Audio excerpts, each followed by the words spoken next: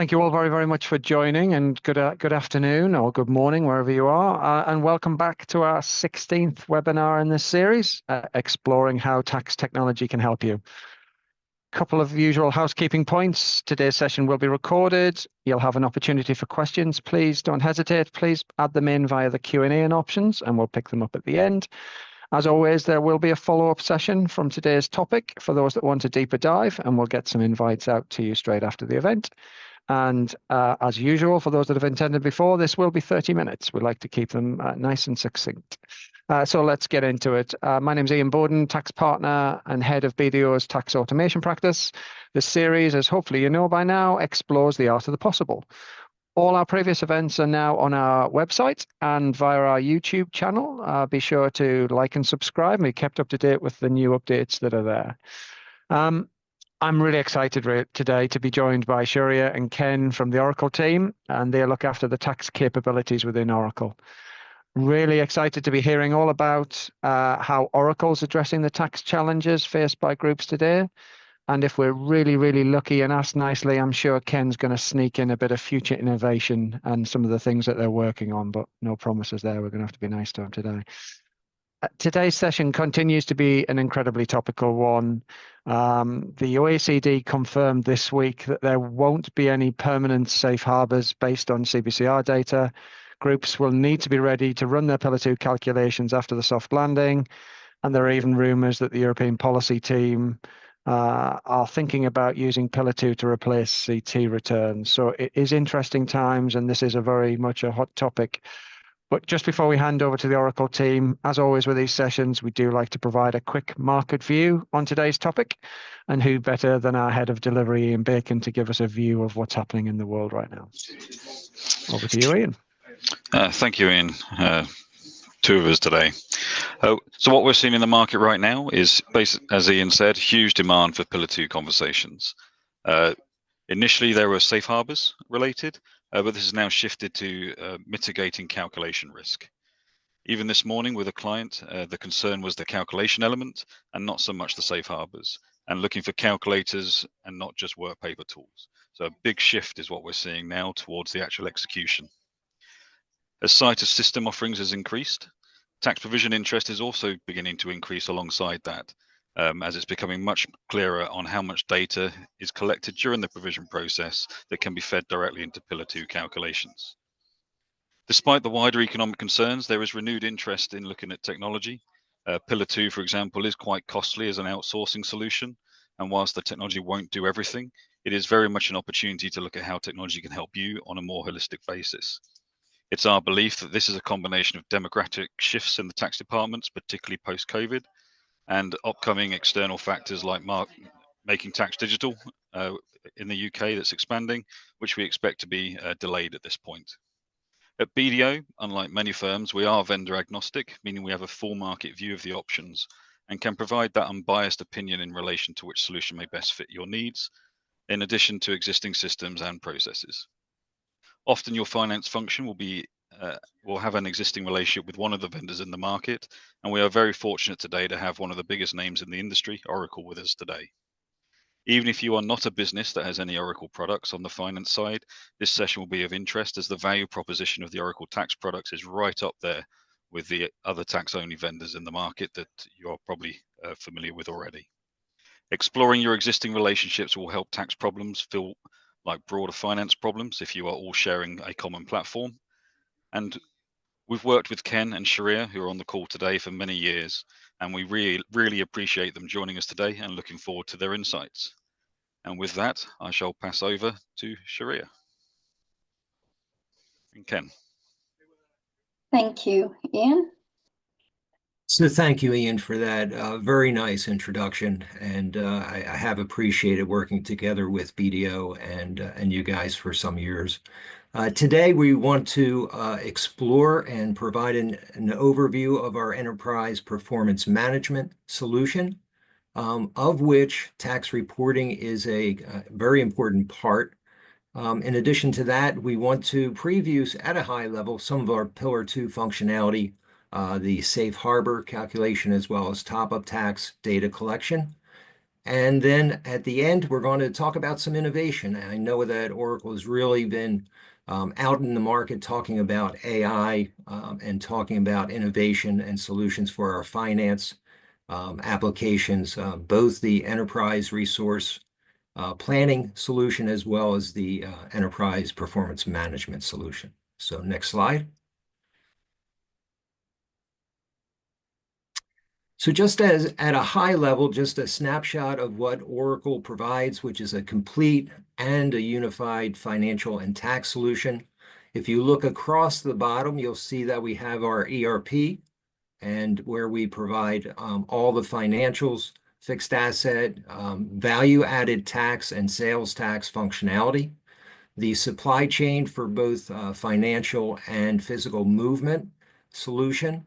Our enterprise performing planning and forecasting solutions been out in the market for some 10 years at this point. That is a critical start for many companies for the EPM cloud. Our financial consolidation app, our account reconciliations app is also part of the EPM cloud. But today we'll be talking about our EPM cloud for tax, and that is specifically our tax provision, country by country, and Pillar 2 solution, all embedded in one application to maximize automation. Note that we also provide transfer pricing and narrative reporting. Across the top, I'll call out the self-service nature of our application. Tax teams around the world today are managing our tax reporting solution in-house, in department, and also the global nature of our application as well. So access through browser, mobile phone, and iPad, and then also the rich analytics as well with dashboarding and reporting, and also the embedded intelligence. Again, I mentioned that we're going to talk about some innovation a little bit later. So let's go to the next slide and see what's included in Oracle tax reporting. So we fully automate the entire tax life cycle. The application is built out of the box to address both IFRS and US GAAP requirements for accounting and reporting purposes. If you look across the bottom, you'll see that we have tax provision.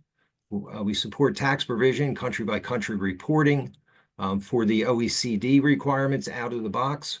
And now we've been developing Pillar 2 functionality as well for the global minimum tax and ultimately for the local tax localizations. We have a very rich dimensionality in the application, so you can very easily set up scenarios for tax forecasting, planning, and budgeting, and what-if analyses specifically around mergers, acquisitions, dispositions. Supplemental data is a very unique part of the application, integrated with all of the functional aspects where you can track transactional level detail. You can analyze R&D credit requirements. Today, many companies are using supplemental data to track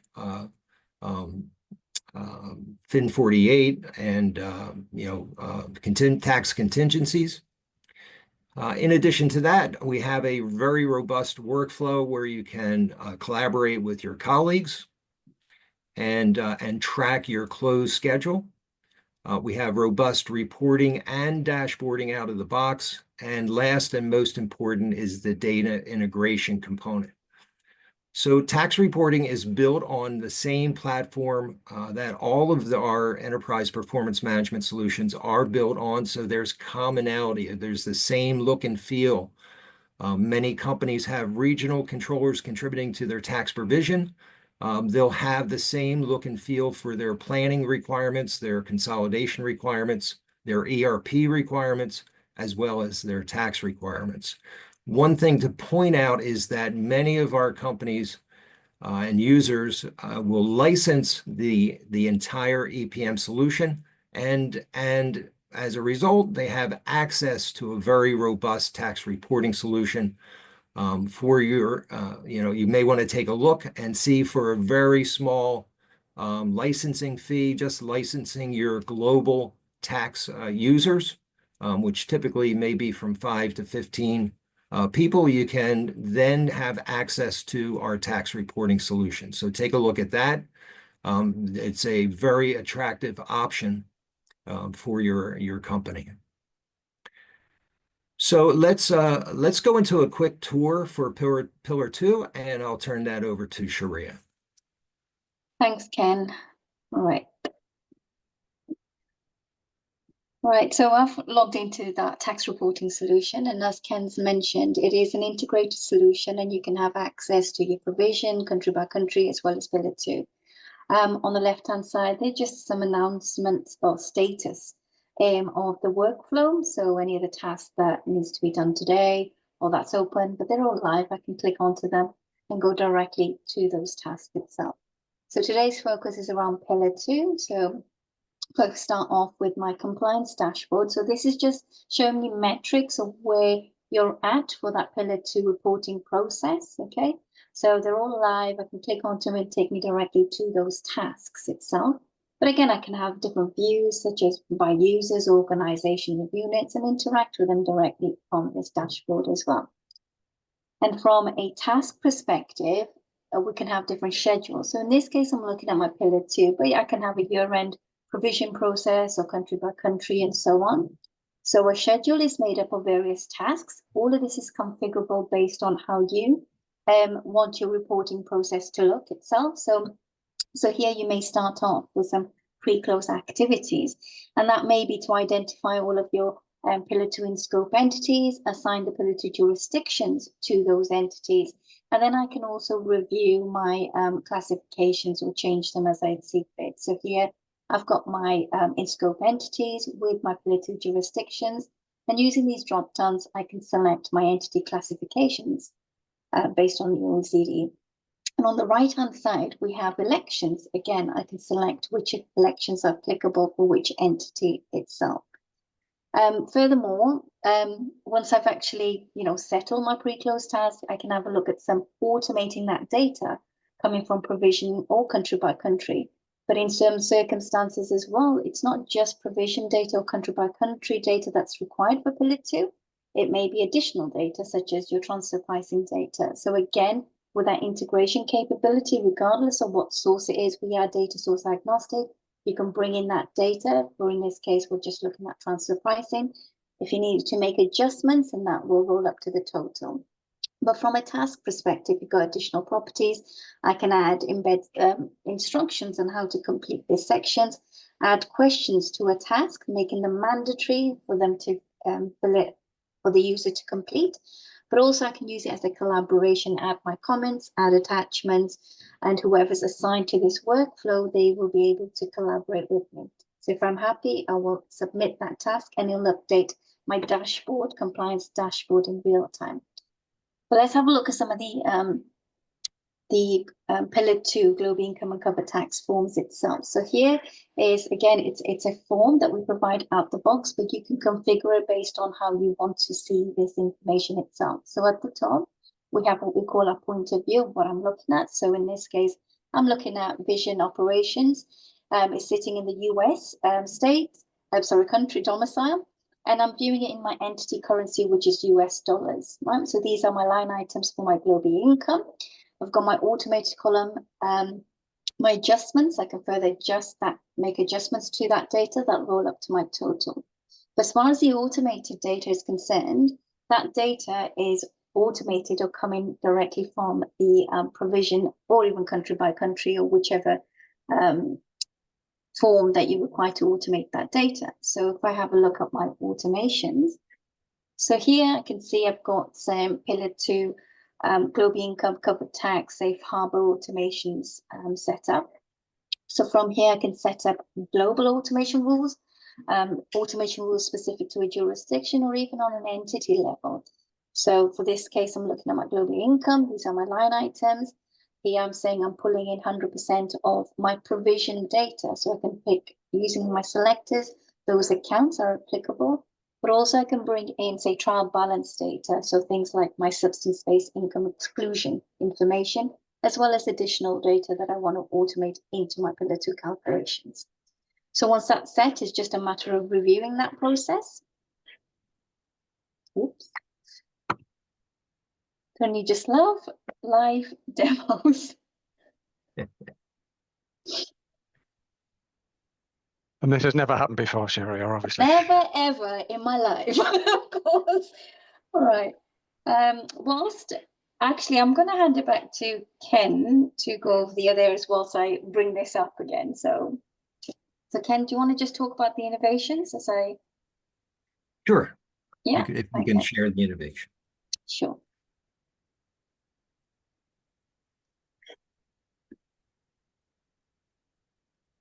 So we're going to talk about some functionality that will be available in the future. So just keep in mind that Oracle Safe Harbor governs any functionality that will be released in the future. And okay, thanks, Sherria.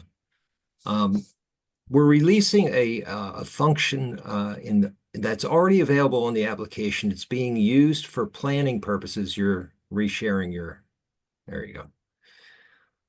That's already being used for our planning application, and it's called Intelligent Performance Management Insights. So what is this feature? Today, many of our user companies are analyzing changes in data. They're doing year over year, quarter over quarter, month over month analyses. They're doing comparisons of provision versus return. And they're also doing analyses of different versions, subsequent versions of their finance data, specifically their trial balance data. Today, they're doing that in reports and dashboards. Most of them are doing that in our Excel add-in called SmartView. To do that, to be able to see differences and potentially tax-sensitive data requirements that requires adjustments. So that's a very time-consuming, a very arduous process. And we just have a simple example here. Just a small entity structure of, say, 200 entities, 200 accounts could lead to potentially 100 million different potential coordinates, and digging down to find the source of those differences is a very time-consuming, inefficient process. Next slide. Pardon me.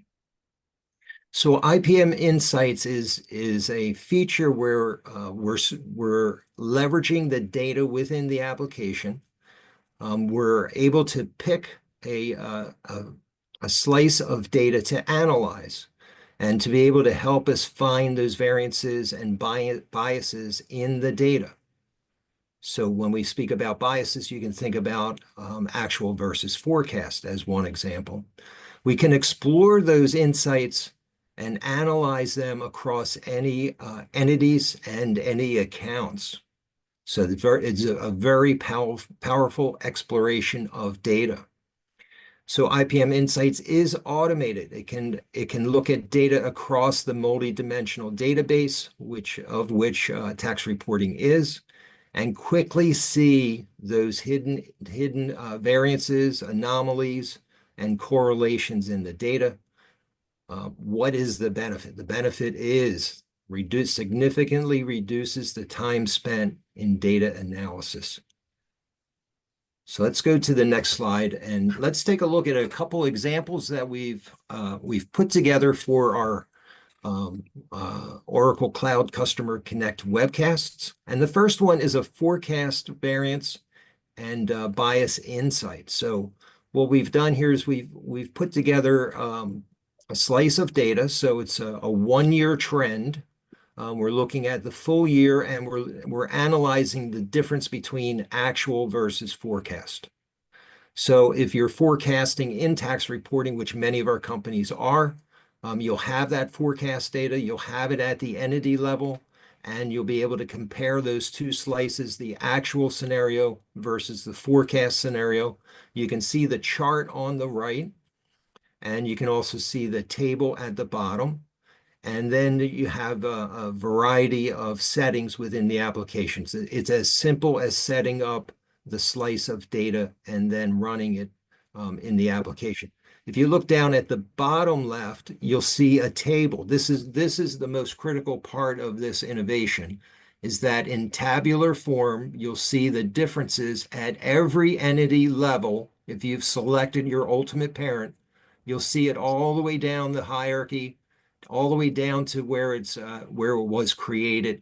And in the details, you'll see a link. So this innovation is critical to be able to see differences in versions, differences in return to provision analyses, differences in forecast variances and insights. So let's go to the next slide, Sherria.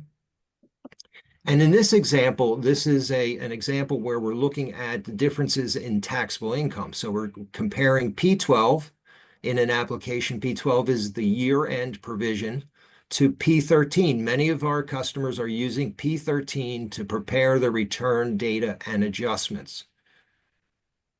And it provides efficiency to book those differences into the subsequent year after filing of the return.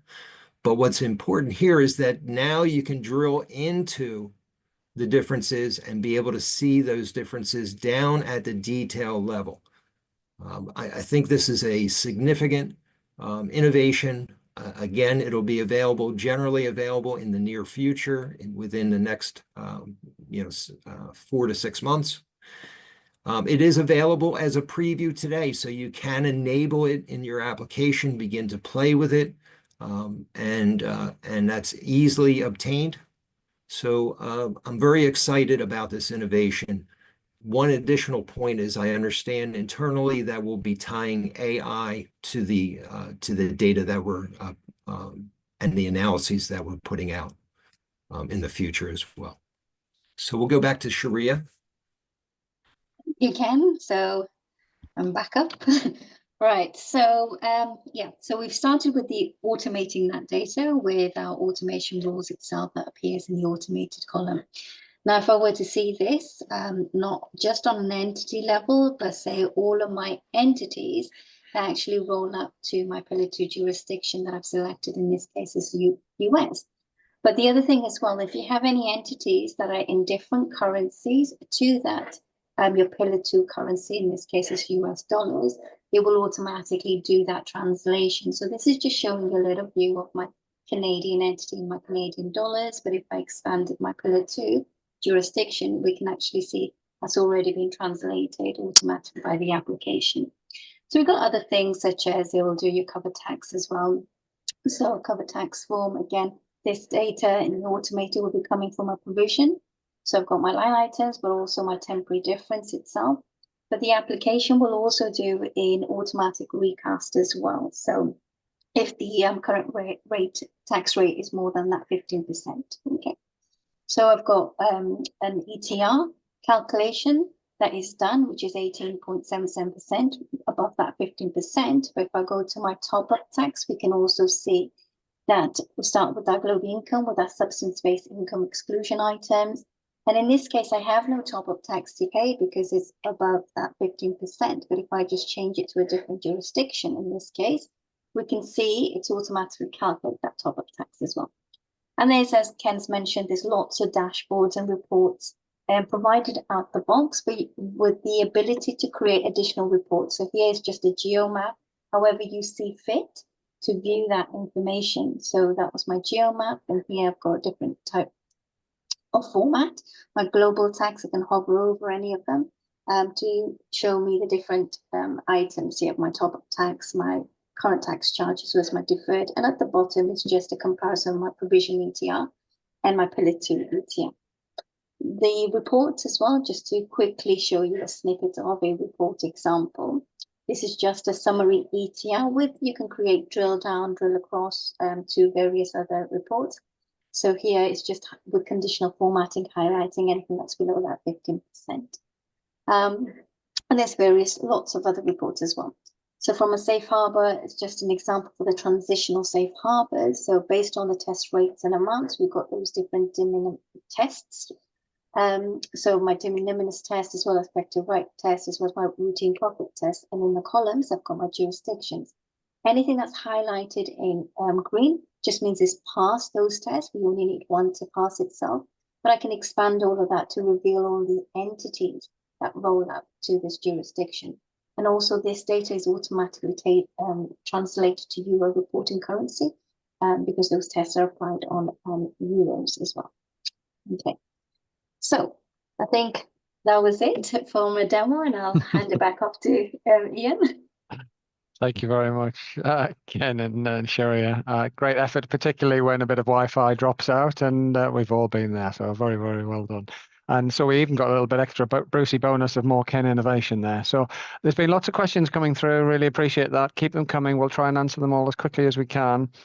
We've answered a lot of them already. Just to remind you that we'll be offering a deeper dive with the Oracle guys to be able to have a more less than 10 minutes with Sherria to see what the product's capable of. For those that are interested, we'll get those invites out at the end of the week. Any questions that we don't answer, we will get back to you. A couple of quick ones that I just wanted to touch on. Pillar 2 QDMTTs. Sherria, Ken, I don't know who wants to take that one. What's the plan? Sure. Separate scenario, Ian. Yep. Perfect. Yep. Okay.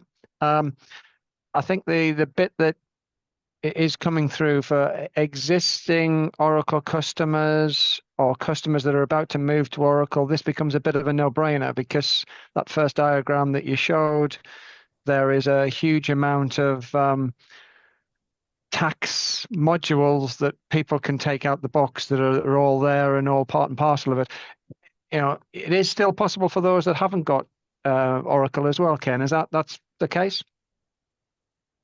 Yeah, and certainly we've talked to companies that are want to implement Oracle on a standalone basis, but I think the real value is, and we're seeing this, that if companies are buying the EPM suite, they plan on implementing the tax solution as well. So that's really the benefit there. Absolutely. And I think if you think about the way companies are approaching technology, they're looking for one vendor to provide. Many are looking for one vendor to provide a complete suite of solutions, meaning ERP, EPM. We see companies buying different ERPs, but they'll buy EPM, Oracle. But that's what I'm seeing in the market today. No, and I think what we've really enjoyed, and Sherria touched on it very briefly, was the Excel add-in that Oracle has, the Smart View. Anybody who's been in finance or used HFM and things similar in the past is a fantastic opportunity. And one of the things that we see is there's sometimes been a reluctance for tax teams to move off Excel, our favorite solution, and into something a bit more enterprisey. Are you still seeing the Smart View being very, very popular, Ken, in terms of how this type of tool has some additional benefits? Absolutely. I mean, not only can you pull data into a view and be able to analyze that data, you can also pull web forms into that view. And then what's nice is you can also manage the metadata. So manage the entities, manage the accounts, your tax accounts. It's just a great way. And for those people who still want to work in Excel, it's a great way for them to see the the templates and the web forms in Excel and submit data back on a live basis. And it has the same security as Oracle's web forms do. If you have access to an entity, you have it in Excel. If you don't have access, you won't have it in SmartView in Excel. Perfect. Look, we could stay here for a while. There are questions pouring in, but we promised everybody we would keep this to 30 minutes, and that's what we're going to do. So for those that have asked questions, we will get back to you directly. For those that want a catch-up session, the guys will be available, and we will run some deeper dives where Sherria can take us through into it a bit more detail. But it just goes, my final point is just to really, really thank Oracle for spending some time with us today. Thanks to Ken and Sherria for spending your morning with us and taking us through that. The recording will be available on our YouTube page. So thank you all for joining, and thank you, Oracle, for spending time with us. And we will be in touch with everybody soon. Thank you all very much.